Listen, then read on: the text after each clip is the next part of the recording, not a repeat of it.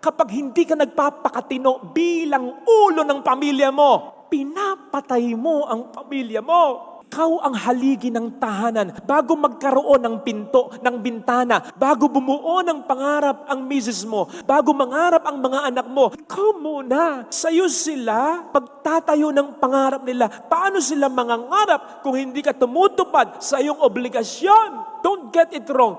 Kahit wala ka, kahit irresponsable ka, kakayanin nila. Pero wag mong iisipin, kaya talaga nila.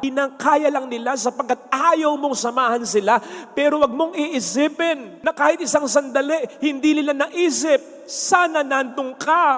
Kung yung patay nga, iniisip, sana nandito pa. Pero yung ikaw ay buhay. Wag mong isipin, hindi ka nila hinahanap.